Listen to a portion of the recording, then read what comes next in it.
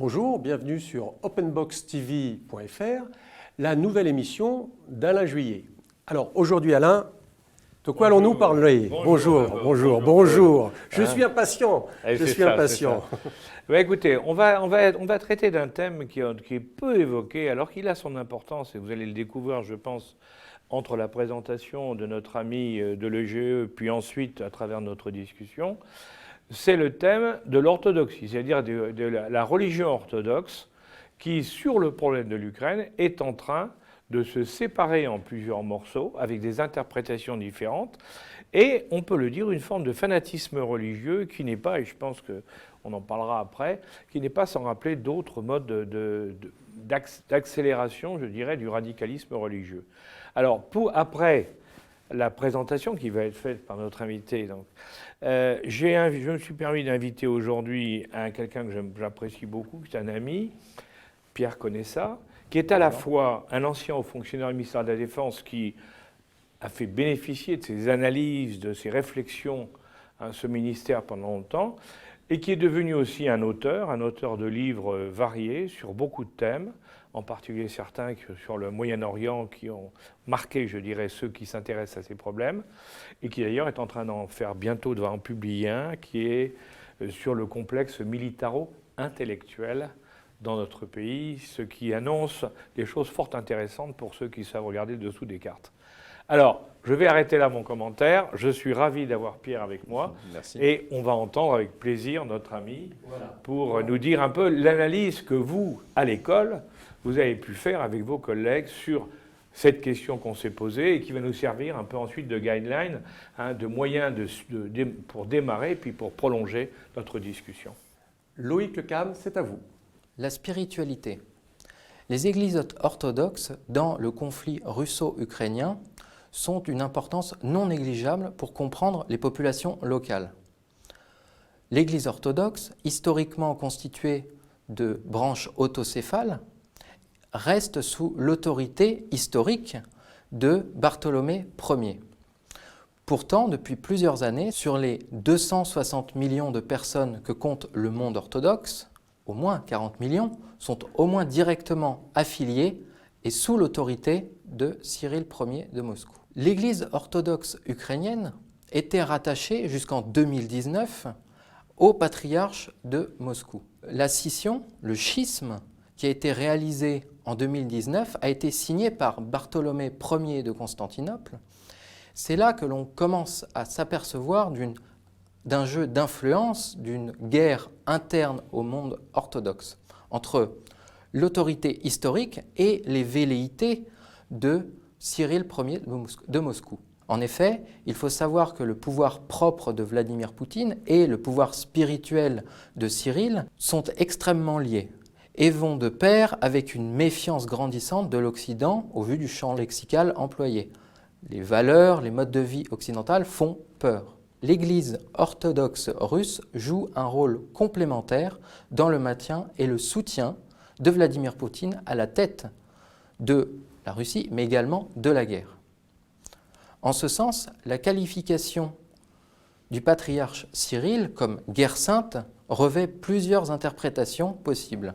La première étant la volonté de regagner une forme de territoire perdu pour l'Église de Russie, du fait de l'indépendance de l'Église ukrainienne, comme je l'ai dit, mais également de valider une guerre fratricide au sein du monde orthodoxe. L'Église orthodoxe ukrainienne, dans sa participation dans la guerre, revêt trois éléments. Le premier, propre à l'Église en elle-même, c'est le savoir-faire moral, c'est-à-dire un soutien moral auprès des populations qui choisissent de rester, mais aussi auprès des combattants. Deuxième levier, celui du ravitaillement et la mobilisation du clergé orthodoxe ukrainien pour ravitailler les troupes et ravitailler aussi les combattants isolés et les citoyens en armes. Et le troisième élément, c'est la mobilisation du clergé et des paroisses mondiales qui sont ukrainiennes, qui sont de l'Église orthodoxe ukrainienne, dans l'acheminement et le transfert des réfugiés ukrainiens. Je vous remercie. Merci Loïc pour cette introduction, cette analyse que vous avez faite sur un sujet qui n'est pas simple, hein, mais qui est très important parce qu'il est sous-jacent dans tout ce qui est en train de se passer aujourd'hui. Donc merci. Et pour démarrer, pour rebondir par rapport à ce que vous venez de dire, je pense qu'il faut bien se mettre en tête que la Russie, à l'époque c'était l'Union soviétique, avait totalement éradiqué les systèmes religieux. Dans le système communiste, c'était absolument interdit. Il n'empêche qu'il y avait encore, en partie les babouchkas, les vieilles femmes, qui étaient attachées à cette religion orthodoxe. Et donc, à l'époque, le pouvoir avait mis, au KGB, avait nommé un responsable qui était le patriarche de Moscou, mais dont tout le monde savait qu'ils étaient un homme des services de renseignement et qui contrôlait cette population qui n'était pas violente, mais qui les gênait quand même parce qu'elle n'était pas communiste, c'est clair. Quand Poutine a été nommé, quand il a été élu, pardon, il a réouvert complètement le côté religieux. Ça, c'est quelque chose qu'on n'a pas vu, nous, en Europe, mais pourquoi ? Parce qu'il savait que malgré, quand même, près de 80 ans, enfin près de 70 ans plus exactement, de communisme, les gens étaient restés, l'âme slave est profondément religieuse. Il faut bien le savoir, les Slaves sont religieux dans l'âme. Et de ce fait-là, donc il l'avait ouvert, et tout de suite, la religion a pris de nouveau une importance, la religion orthodoxe a repris une importance dans la vie des Russes, et la vie de tous les pays autour, mais surtout les Russes, puisqu'on était en Russie. Ça, il faut bien le voir, bien s'en souvenir, parce que à partir de ce moment-là, Poutine s'est appuyé, le président Poutine s'est appuyé sur, bien sûr, cette religion orthodoxe qui lui permettait de montrer qu'il y avait un changement par rapport à précédemment, qui répondait aux attentes des Slaves, des peuples slaves. Et donc ça lui a permis, en définitive, d'avoir un outil de pression.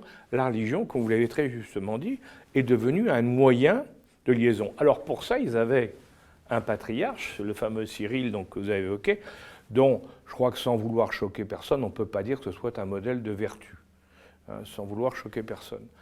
Et donc, le système a fonctionné. Et à travers l'orthodoxie, Poutine avait une influence sur tous les pays, parce qu'on parle de l'Ukraine, mais tous les pays autour, les anciens pays communistes dans lesquels il y avait des orthodoxes. Et il y en a beaucoup. Et ce qu'on a assisté, comme vous l'avez très bien dit, à partir de 2019, le patriarche Bartholomé, donc le patriarche orthodoxe, parce que c'est lui le chef de l'orthodoxie, lui par contre a dit mais on va carrément séparer, puisque maintenant il y a eu des séparations géographiques et autres, il faut complètement séparer. L'Ukraine a son patriarche et il a fait un peu partout, il a organisé une certaine indépendance qui évidemment a mis en fureur le patriarche de Moscou, comme vous l'avez mis également, qui a mis en fureur Poutine. Donc on est dans une... Alors ça c'est un élément du dossier, comme vous l'avez très justement dit, ça nous amène aujourd'hui, comme on vient de le voir, on va en parler avec notre invité, et puis on va voir d'autres choses derrière d'ailleurs. Il faut bien voir qu'aujourd'hui, les Russes sont appuyés, bien sûr, le combattant russe dans l'affaire de l'Ukraine, en lui disant « tu défends l'orthodoxie russe », c'est quand même plus simple de lui dire que de lui dire « tu vas faire une guerre de conquête dans un pays qui n'est pas le tien », donc, parce qu'on brandit l'étendard de la vertu. D'un autre côté, pour les Ukrainiens, ils disent « c'est bien des envahisseurs, c'est des affreux, regardez », ils mêlent même la religion. Et donc le patriarche, évidemment, de Kiev, lui, soutenu par celui de Constantinople, il va dire le contraire. Et donc on est aujourd'hui, la religion est très imbriquée dans cette affaire-là. Et ça, je crois... Alors, sachant que quand vous vous battez au nom de la religion, vous vous battez au nom de Dieu, c'est pas tout à fait la même chose que de se battre au nom d'un chef d'État ou pour un concept géographique. L'orthodoxie, dans cette zone du monde, ça veut dire quelque chose, si vous voulez. On fréquente les églises en Russie ou en Ukraine d'ailleurs, beaucoup plus qu'on ne fréquente des usines chez les catholiques en Europe, en France en particulier, ou d'ailleurs même les protestants. Donc c'est autre chose, c'est véritablement, c'est une tradition qu'ils ont fait revivre après la chute du communisme. Alors justement, je voulais me tourner vers notre ami Pierre, parce que lui est un spécialiste, on peut dire, de beaucoup de religions d'ailleurs aussi, il faut bien le dire. D'abord, je voulais savoir, est-ce que vous vous êtes intéressé ou est-ce que vous avez regardé ce qui est en train de se passer de ce côté-là? Parce que dans le fond, vous avez beaucoup parlé de l'islamisme, vous avez beaucoup travaillé sur l'islamisme, vous avez travaillé sur d'autres religions aussi, on pourra l'évoquer. Est-ce que sur cette partie orthodoxe, en définitive, qu'on voit apparaître en pleine lumière, mais dont personne ne parlait, hein, il faut bien le dire jusqu'à maintenant, est-ce que vous avez regardé un petit peu ça, ou est-ce que vous avez une sensibilité particulière, ou des idées d'ailleurs là-dessus, avec votre connaissance de la Russie et bien sûr, et de la zone? Je suis très frappé, si vous voulez, que le rapport de l'Europe occidentale avec l'orthodoxie est un espèce de non-dit, de trou noir. Bon. Il faut voir l'orthodoxie dans le temps long. C'est-à-dire, vous vous souvenez, la partition de l'Empire romain entre les deux enfants de Constantin, mais enfin c'est l'Empire romain d'Occident qui va disparaître le premier, et puis va survivre pendant plusieurs siècles l'Empire romain d'Orient, capitale Byzance, alors qu'effectivement Rome est envahie par les barbares. C'est-à-dire qu'on va avoir du côté de l'Empire romain d'Orient l'idée que la véritable légitimité de la succession de l'Église catholique est à Byzance et pas à Rome. Bon. Même si après, effectivement, des papes vont réaffirmer la primauté de la papauté, etc., il reste que, si vous voulez, cette scission est une scission qui, évidemment, va en particulier éclater en 1054, c'est-à-dire quand il y a le grand schisme, et dont je rappelle aux auditeurs que c'est une question extrêmement importante, c'est ce qu'on appelle le filioque. C'est-à-dire la question était de savoir si, dans la prière entre le Père, le Fils et le Saint-Esprit participait, ou le Fils participait de la nature divine du Père, ou s'il était... Vous voyez que c'était une question théologique extrêmement importante. En tout cas, il fallait un motif de rupture. Ça a été celui-là, il lui fallait une base théologique, ça a été celle-là. Bon. Et donc, à partir de ce moment-là, si vous voulez, l'orthodoxie vit sa route, vit son chemin, et il va être d'autant plus, ce chemin va être d'autant plus conflictuel que, paradoxalement, quand le pape prêche les croisades, dont je rappelle quand même que c'est une démarche impérialiste, hein, on raconte que c'est parce qu'il faut reprendre Jérusalem, mais enfin pour les musulmans, les croisades sont l'exemple même de l'intrusion militaire sans aucune justification. Je reste là-dessus, mais... Donc il va y avoir les premières croisades, deuxième croisade, troisième croisade, et la quatrième croisade est la plus intéressante parce que ça commençait on avait du mal à recruter, ça coûtait de l'argent, etc. Et donc on va s'adresser à Venise pour fournir la flotte, puisqu'on ne peut plus passer par la terre, les Turcs ont repris l'Anatolie, etc. Et donc les Vénitiens disent d'accord, mais on fait une étape à Byzance. Et la quatrième croisade va se transformer en une croisade anti-orthodoxe, qui va se traduire par la conquête de Constantinople, par les armes, et puis finalement la disparition de ce qu'on croyait être la disparition de l'orthodoxie. Donc déjà, évidemment, il y a du côté de l'orthodoxie une espèce de rancune sur ces épisodes-là, puisqu'ils ont l'impression qu'effectivement on a détourné les croisades pour en faire une guerre contre d'autres chrétiens. Et puis finalement, quand les Turcs vont prendre Constantinople, si vous voulez, la légitimité de l'orthodoxie va passer à Moscou, puisque finalement, il faut bien reconnaître que les structures vont s'enfuir et les Russes vont récupérer ce titre de tsar, c'est-à-dire celui de César, donc cette légitimité politique tirée de l'Empire romain, mais en même temps avec cette légitimité religieuse. Pourquoi je dis tout ça? Parce que, si vous voulez, ce sentiment de l'Église orthodoxe d'avoir été manipulé, instrumentalisé, combattu, fait que c'est un facteur d'identité qui est d'autant plus fort dans l'identité russe qu'ensuite, en 1917, c'est le pays qui va appliquer la laïcité la plus militante et la plus violente. Et donc, finalement, dans ce pays, une des seules formes d'opposition au-delà des babouchkas, ça va être à un certain moment de se reconnaître, si vous voulez, dans ce qui constitue une identité russe, c'est-à-dire l'orthodoxie.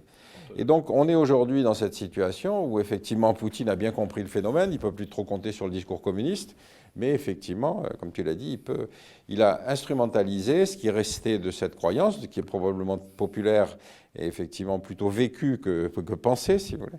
Et donc, évidemment, quand il va se lancer dans cette guerre contre l'Ukraine, il va compter un peu sur ce rapprochement avec le patriarche Kirill, qui effectivement est un individu dans la plus pure tradition de ces leaders religieux qui pensent que la guerre est une bonne manière de propager la révolution. Et la religion, pardon. Le lapsus est intéressant.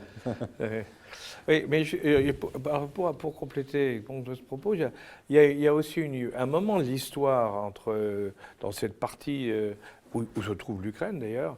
Il ne faut pas oublier, c'est l'affaire des chevaliers teutoniques, quand les Allemands les chevaliers allemands, qui étaient donc l'issue des croisades, vont tenter de prendre le pouvoir dans le nord de l'Europe pour assurer vraiment la supériorité de l'ordre sur le reste. Donc c'était vraiment... Et où là, du côté russe, on va s'opposer avec l'aide justement des orthodoxes qui vont dire mais on ne va pas laisser venir chez nous des catholiques donc, qui sont certes chrétiens, mais qui n'ont rien à voir avec nous. Donc il va y avoir un conflit très fort aussi. Donc il y a le conflit religieux est quand même un élément hein, dans cette zone. Et indiscutablement, l'État s'est toujours appuyé, depuis Pierre le Grand, il s'est toujours appuyé sur l'orthodoxie. Quand j'ai écrit le livre sur les radicalismes religieux, qui s'appelle « Avec Dieu, on ne discute pas », c'est Védrine qui a fait la préface. Et il dit une chose que je trouve très intéressante. Il a dit « Nous, Français, nous sommes tellement habitués à la laïcité que même en tant que ministre des Affaires étrangères, je n'ai jamais pensé à mandater mes ambassadeurs pour surveiller les faits religieux. » Parce qu'encore une fois, on pensait que c'était une évolution résiduelle et que finalement tout le monde se rallierait à la forme de la laïcité à la française. Alors dans certains pays ça a marché, en Turquie, mais enfin on s'aperçoit que finalement ça n'a pas tenu très longtemps. Et c'est vrai qu'il a fallu créer un spécialiste des religions, enfin un poste de spécialiste des religions pour commencer à prendre en compte ce phénomène qui est universel, c'est-à-dire ce retour du religieux qui se construit sur la crise des grandes idéologies du XXe siècle, quoi, du communisme, du nazisme. Oui, et là on est bien dans cette logique. Le religieux va renforcer le pouvoir, le pouvoir central, bien sûr s'il est en phase. Hein. Sinon, au contraire, ça devient du conflictuel immédiat. Mais parce que justement, c'est le substrat qui permet de se remplacer les idéologies qui ont été au XXe siècle l'élément dominant dans la plupart des zones du monde. Parce que là, on parle de la Russie et de l'Ukraine, ouais. Mais on peut parler du Moyen-Orient, on peut parler d'autres zones, parce que le problème, il est partout, en définitive. Oui, en dépit du discours universaliste que contiennent toutes les religions, il reste qu'il y a une accroche géopolitique. C'est-à-dire que dans beaucoup de pays, d'ailleurs, quelle que soit l'ère religieuse, le bouddhisme, l'hindouisme, etc., il y a l'idée qu'après tout, la construction de l'idéologie radicale, c'est une foi, une terre, un peuple. Bon, une foi, on voit bien ce que ça veut dire. Une terre, ça veut dire que font ces gens-là qui ne sont pas de chez nous.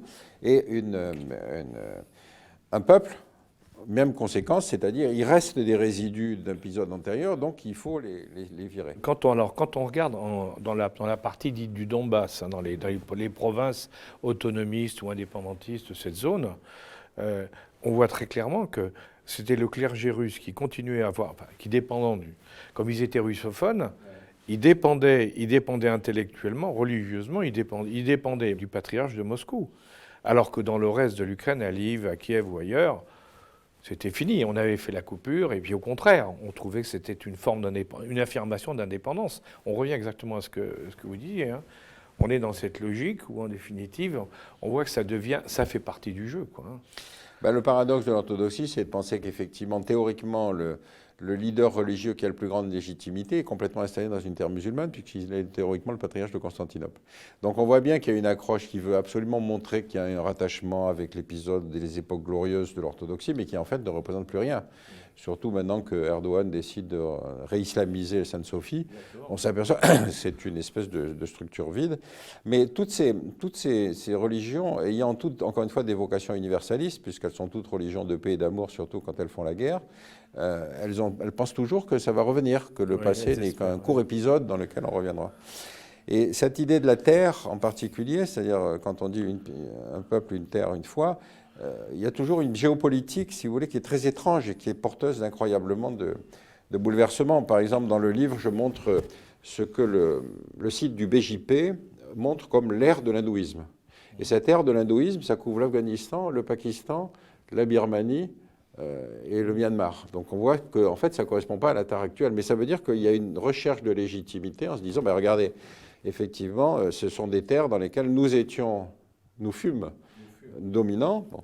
Donc c'est extraordinaire parce que les phénomènes d'écho ne sont pas les phénomènes d'écho politiques auxquels on est habitué. Ça ne passe pas de capitale à capitale, ça passe de culture en culture, avec toujours l'idée que c'est une religion qui est persécutée et donc il faut se venger. Oui, parce que quand on voit le bouddhisme, s'il y a une religion qui est dans l'esprit de tout le monde, des auditeurs, je suis sûr, une chose qui est essentielle, c'est la paix, hein, c'est peace and love. Hein, les bouddhistes, on ne peut pas être plus gentil. Et puis on s'aperçoit qu'au Myanmar, ils attaquent des villages. Ils attaquent des villages musulmans, ils massacrent les populations, ils les forcent à sortir, à quitter le pays pour aller ailleurs, et ça crée tous les problèmes qu'a connu le Myanmar ces dernières années.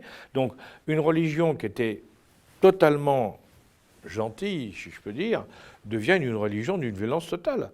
Donc la radicalisation, ça commence à devenir un vrai problème, parce que, et c'est je voudrais bien qu'on en parle un petit peu, c'est qu'en définitive, comme vous l'avez souligné, on s'aperçoit que partout, toutes les religions, quelles qu'elles soient, en définitive, portent en elles un germe de violence. Je dirais, alors est-ce que c'est initial, est-ce que c'est dans le temps, dans l'histoire, mais il y a une violence qui à un moment éclate. Oui, on a longtemps pensé qu'effectivement cette violence était liée aux religions monothéistes. Et effectivement, on se fondait sur l'islam politique, on se fondait sur le judaïsme radical, etc. Or, en fait, on s'aperçoit qu'avec l'hindouisme et le bouddhisme, en fait, toutes les religions, qu'elles soient d'ailleurs pratiques religieuses ou culturelles, portent en elles-mêmes, si vous voulez, le principe divin qui doit être supérieur au principe humain. Et le cas du bouddhisme est d'autant plus intéressant que pour nous, le bouddhisme, c'est Mathieu Ricard et le Dalai Lama. Mais en fait, le véritable bouddhisme, celui du Myanmar, celui du Sri Lanka, etc., c'est Viratu. Viratu est un prêtre bouddhiste qui, justement, a commencé ses prêches, si vous voulez, haineux, racistes, exterminateurs, etc., et qui a obtenu qui a réussi à susciter des émeutes. Et le paradoxe de la Birmanie et de Viratu, c'est que ce sont les militaires qui l'ont fait arrêter pour rétablir un régime de tolérance. Donc vous voyez que tous les critères religieux habituels, c'est-à-dire le militaire, c'est par nature la répression, et le religieux, c'est le facteur de paix, c'est exactement l'inverse. Donc bon, c'est pour dire qu'on est aujourd'hui dans cette ambiance, et vous remarquerez l'extraordinaire silence observé par les démocrates occidentaux à l'encontre des pratiques en Arabie Saoudite, puisque un parallèle incroyable, Khashoggi est découpé en morceaux dans un consulat saoudien à Istanbul, aucune sanction. Poutine fait assassiner ou tente d'assassiner un ancien agent du FSB qui s'appelle Skripal, hop, sanction contre les oligarques et contre la Russie.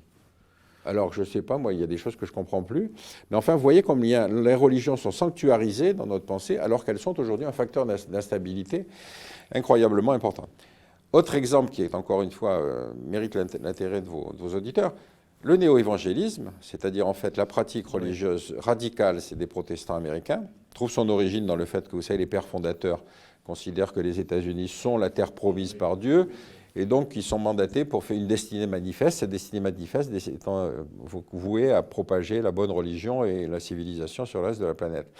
Il se passe un phénomène qui s'appelle Arusha Street, c'est-à-dire une réunion dans laquelle ces néo-évangéliques, qui trouvent que le monde est en train d'évoluer selon des principes de libéralisme auxquels ils n'adhèrent pas, vont en fait radicaliser les pratiques, ce qu'on appellera les néo-évangéliques. Et ces néo-évangéliques vont légitimer la guerre d'Irak. On sait qu'il y a les néoconservateurs, cela c'est une notion impériale classique. Mais les néo-évangéliques vont la légitimer d'une façon qui est extrêmement intéressante, puisqu'ils vont dire, de toute façon, la Bible dit que le Messie reviendra le jour où sera constitué le Grand Israël. L'obstacle au Grand Israël, c'est l'Irak, donc il faut légitimer, il faut accepter la guerre contre Saddam Hussein. C'est-à-dire, vous avez là des gens qui ont participé activement à une intervention militaire. Une petite anecdote qui est très rigolote quand même, qui vaut toujours la peine d'être racontée. Vous savez qu'entre les Juifs et les évangéliques, il y a une différence importante sur le Messie, puisque les Juifs considèrent que le Messie n'est jamais venu. Par contre, que les évangéliques considèrent qu'il va revenir. Et alors un jour, comme Netanyahou avait très besoin de ces évangéliques américains, il y avait une discussion oiseuse qui tournait sur la théologie, etc. Et Netanyahou s'en est sorti en disant une phrase extraordinaire. Il a dit, écoutez, le jour où il viendra, on lui posera une seule question. Est-ce que c'est la première fois ou est-ce que c'est la deuxième fois que tu viens ? Voilà, donc on voit l'étendue des problèmes théologiques que ça soulève. Tout à fait, mais je crois qu'on est bien. Et je pensais aussi, parce que pour nos auditeurs, pour qu'ils ne l'oublient pas, c'est que quand on dit, quand vous disiez que l'Amérique se considère comme vraiment la terre promise, sur laquelle, la référence mondiale auquel tout le monde doit s'aligner, pour nous, Français, il ne faut jamais oublier que le président de la République américaine, quand il est élu, jure sur la Bible, et que leur phrase, c'est « nous croyons en Dieu nous croyons ». Sous-entendu, et Dieu croit en nous aussi, bien entendu, puisque nous sommes le peuple élu. Donc, et sur les billets de banque, Hein et sur les billets de banque, in God we trust. exactement, Et comme disait in God l'autre, we il dit, trust. pour les autres, c'est à crédit. Oui, donc c'est pour ça qu'on est... Alors, ce qu'on voit là, en définitive, et c'est un peu là-dessus qu'on pourrait conclure cette discussion, c'est que, en définitive, on a toujours tendance aujourd'hui, parce que nous sommes, comme l'a rappelé notre ami, comme nous sommes dans un pays laïque, on a beaucoup de mal, nous, étant dans la laïcité, à intégrer cette dimension religieuse qui émerge dans tous les coins du monde. Et on ne veut pas le comprendre. Alors du même coup, on interprète avec notre vision laïque le comportement des autres et on fait une erreur colossale parce qu'on ne se comprend pas. On ne se comprend pas par rapport à d'autres pour qui la religion est un élément essentiel des problèmes. Avec une interprétation, bien entendu, et une intégration qui n'est pas la nôtre. Absolument, oui, effectivement. Je crois que vous avez raison d'insister sur cette dimension pour laquelle on a beaucoup de travail à faire, parce qu'effectivement, on a associé les missionnaires pendant la colonisation. Donc pour beaucoup de pays africains, le christianisme est associé à cette époque coloniale. Mais aujourd'hui, les néo-évangéliques travaillent beaucoup sur l'Afrique, en tout cas sur la bande sahélienne. Les islamistes aussi. Par exemple, quand l'Arabie saoudite... Bon, l'Arabie saoudite a toujours été un pays salafiste, hein, c'est dans sa constitution. Mais ce qui est intéressant, c'est que dans les années 50-60, l'ennemi, c'est Nasser, c'est le socialisme arabe. Et donc l'essentiel de la propagation religieuse du salafisme va se faire dans la bande sahélienne pour essayer d'empêcher la propagation du socialisme arabe. Et donc ça va être les pays du Sahel, etc. etc. Et donc, contrairement à ce qu'on pourrait penser, si vous voulez, cette idée... les Américains, et nous d'ailleurs, pensions que l'Arabie saoudite était un allié, puisqu'ils étaient anticommunistes. Ah oui. Et en fait, on a nourri la vipère. Exactement. Et du même coup, quand il se passe des affaires comme celle de Khashoggi, eh bien, on fait ceux qui ne voulons pas voir, hein, et on oublie tout, alors qu'on est pourtant... Dieu sait si nous sommes prêts à réagir quand il s'agit de gens avec qui nous ne sommes pas d'accord. Nous arrivons à la fin de cette émission. Merci Pierre pour avoir permis par cet échange, d'ouvrir, je pense, les yeux et les oreilles de nos auditeurs sur des problèmes qui sont des problèmes majeurs et qu'on oublie toujours. Parce que, je vais pas revenir là-dessus, mais la laïcité donne une vision aux Français qui nous fait nous fait pas comprendre comment réagissent les autres pays dans lesquels la religion est un élément du problème. Et je crois que j'espère que si tout le monde le comprendra en vu dans cette discussion, qui à mon avis d'ailleurs en précède d'autres, parce que je pense qu'on aura d'autres thèmes ensemble à partager dans les mois et les années qui viennent. Merci de cette invitation. Voilà. Merci Pierre pour cet passionnant échange. Merci à notre jeune intervenant tout à l'heure, parce que c'est vous qui avez lancé le débat, hein, et grâce à ça, on a pu discuter longuement et de manière approfondie. Et puis, à bientôt. À très bientôt. Alors donc, encore une belle émission sur openboxtv.fr. Des sujets compliqués, mais des grilles de lecture assez claires, finalement. Et vous pouvez nous retrouver en permanence sur openboxtv.fr. Merci, à bientôt. Vous êtes étudiant, enseignant, chercheur, expert dans nos domaines de prédilection. Vous souhaitez participer à notre prochaine émission sur openboxtv.fr. Vous pouvez vous inscrire ici et vous viendrez présenter le sujet qui vous tient à cœur et ensuite vous débattrez avec Alain Juillet et son invité. Nous vous attendons avec grand plaisir dans notre prochaine émission. Merci.